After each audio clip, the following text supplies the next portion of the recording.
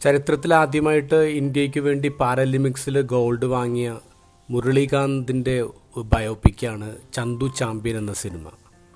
ആ സിനിമയിൽ വളരെ കുഞ്ഞുനാൾ തൊട്ട് തന്നെ മുരളീകാന്തിൻ്റെ ഏറ്റവും വലിയ ആഗ്രഹം എന്ന് പറയുന്നത് ഇന്ത്യക്ക് വേണ്ടി ഒളിമ്പിക്സിൽ മെഡൽ നേടണമെന്നാണ്. എന്നിട്ട് അതിനുവേണ്ടി ഇവൻ ഗുസ്തി പഠിക്കാൻ ചേരുന്നുണ്ട്. പക്ഷേ അവൻ അവിടെ ആരും മൈൻഡ് ചെയ്യുന്നില്ല.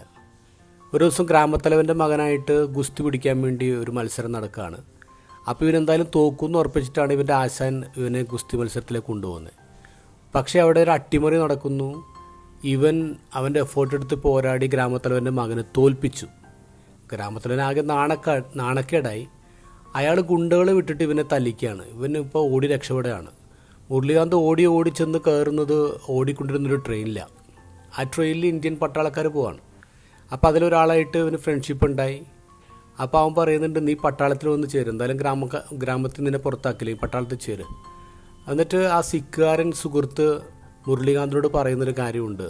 ആക്ച്വലി ആ ഗുണ്ടകൾ നിന്നെ ഗ്രാമത്തിൽ നിന്ന് പുറത്താക്കിയതല്ല, നിൻ്റെ സ്വപ്നത്തിലേക്ക് നിന്നെ അവർ ഓടിച്ചു വിട്ടതാണ്.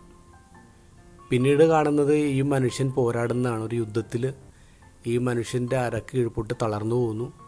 പക്ഷേ അയാൾ തോൽക്കുന്നില്ല. അയാൾ സ്വിമ്മിങ്ങിലൂടെ പാരാലിമ്പിക്സിൽ ഇന്ത്യക്ക് വേണ്ടി ഒരു മെഡൽ വാങ്ങിക്കുന്നതാണ്. ഫൈറ്റാണ് നമ്മൾ കാണുന്നത്. ഇന്നത്തെ ഗോസ്പലിൽ ഉറപ്പായിട്ടുള്ളൊരു കാര്യം കണക്ക് തീർക്കലുണ്ടാവുന്നുള്ളത്. ദൈവം അവസാനം കണക്ക് ചോദിക്കും നമ്മുടെ ലൈഫിൽ. നമുക്ക് ദൈവം തന്നിട്ടുള്ള ടാലന്റുകളുടെ വെച്ചിട്ട് ദൈവം നമ്മളോട് കണക്ക് ചോദിക്കും. ആ കണക്ക് ചോദിക്കുമ്പോൾ എന്ത് നേട്ടങ്ങളാണ് നമ്മൾ ദൈവത്തിൻ്റെ മുന്നിൽ സമർപ്പിക്കാൻ പോകുന്നത്?